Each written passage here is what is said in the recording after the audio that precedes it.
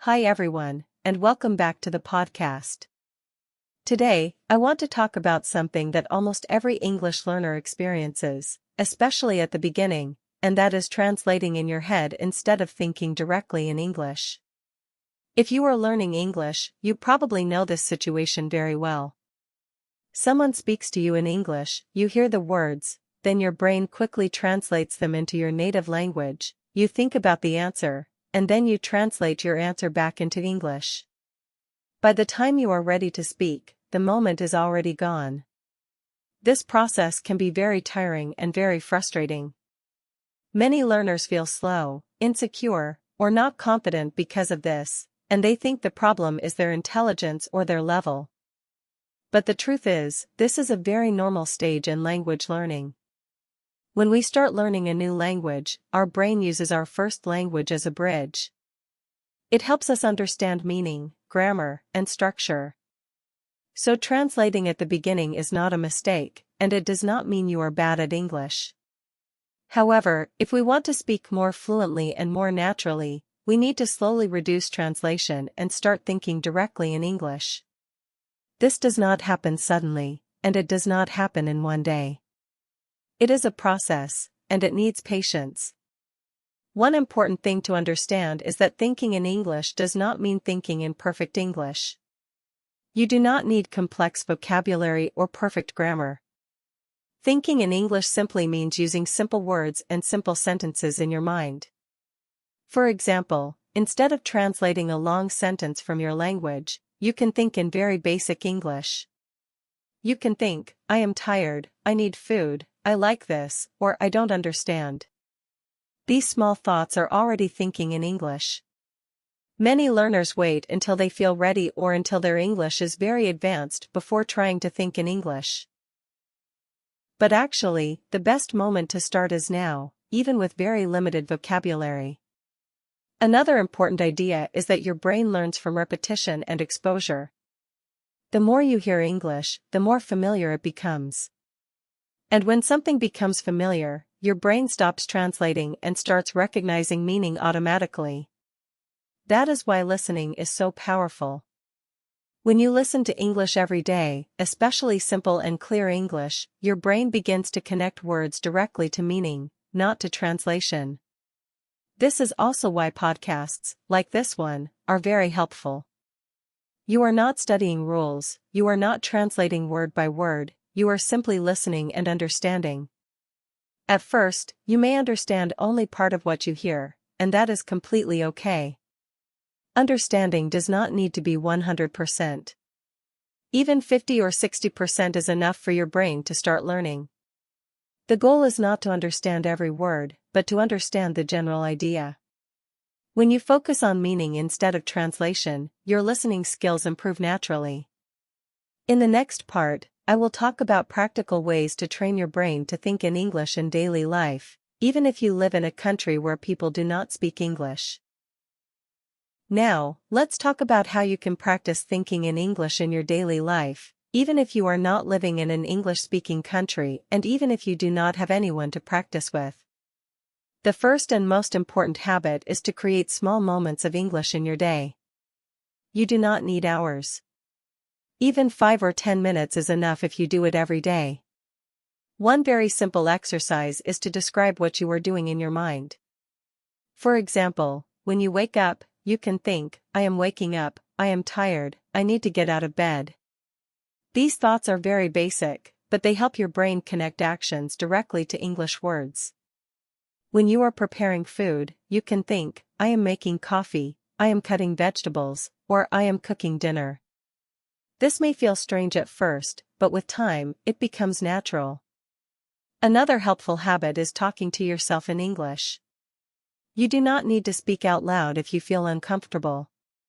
You can simply speak in your head, like a quiet conversation with yourself. For example, you can think about your plans for the day. You can say, today, I need to work, I want to study English, or I hope today will be calm. This kind of self-talk is very powerful. Listening also plays a very important role in thinking in English. When you listen to simple and clear English every day, your brain starts to recognize patterns, common expressions, and natural rhythm. That is why listening to podcasts, videos, or short stories is much more effective than only studying grammar. Your brain learns language the same way children learn, by hearing it again and again. Shadowing is another great method. Shadowing means listening to a sentence and repeating it immediately, without translating. When you shadow, you train your brain to react in English, not in your native language. At the beginning, shadowing can feel difficult. You may feel slow, or you may miss some words.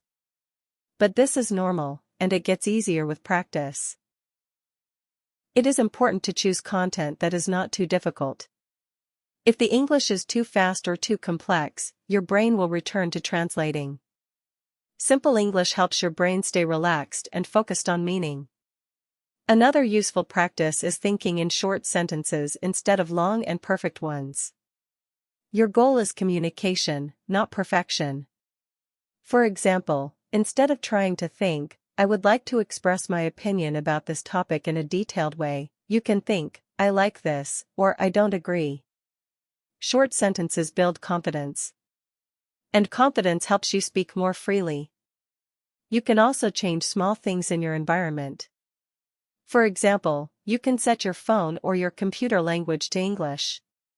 This helps you see and use English naturally every day. Writing is also helpful, but it should be simple. You can write short notes, simple thoughts, or even one sentence about your day. Do not worry about mistakes. The most important thing is consistency. Thinking in English is a habit, and like all habits, it grows slowly with daily practice.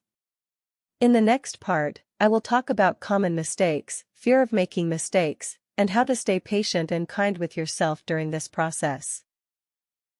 Now, in this final part, I want to talk about common mistakes, fear of making mistakes, and how to stay patient while learning to think in English. One of the biggest mistakes English learners make is trying to think perfectly in English. They want perfect grammar, perfect vocabulary, and perfect pronunciation in their mind before they speak. This creates pressure, and pressure blocks fluency. Thinking in English does not mean thinking correctly all the time. It means allowing your brain to use English freely, even if the sentences are not perfect. Another common mistake is comparing yourself to others. You may listen to someone who speaks English very fluently, and you think, I will never speak like that. But you do not see their journey, their mistakes, or the time they spent learning. Everyone learns at a different speed. Your progress may be slow, but slow progress is still progress. Fear is also a big problem. Many learners are afraid of making mistakes, sounding strange, or being judged. Because of this fear, they stay silent, and when you stay silent, improvement becomes very slow. It is important to remember that mistakes are not a sign of failure. They are a sign that you are learning and trying. When you make a mistake, your brain receives feedback. That feedback helps your brain improve and adjust. Another important idea is to be kind to yourself. Learning a language is not easy, and it takes time. Some days you will feel confident, and some days you will feel lost. On difficult days, instead of stopping completely, you can do something very small. You can listen for 5 minutes, think one sentence in English, or repeat a few simple phrases. Small actions keep the habit alive. You should also celebrate small victories. Understanding a sentence without translating, thinking a thought in English, or speaking without stopping are all signs of progress. These moments may feel small, but they are very important. Over time, your brain will start to react faster. You will understand more without effort, and English will feel more natural. Thinking in English is not a destination. It is a continuous process that grows with listening, repetition, and patience. So if you are listening to this podcast, you are already doing something good for your English. You are training your ears, your brain, and your confidence at the same time. Keep listening, keep practicing, and most importantly, keep being kind to yourself. Thank you for spending this time with me. I hope this podcast helped you feel calmer and more confident about your English learning journey. I will see you in the next episode. Take care and keep going.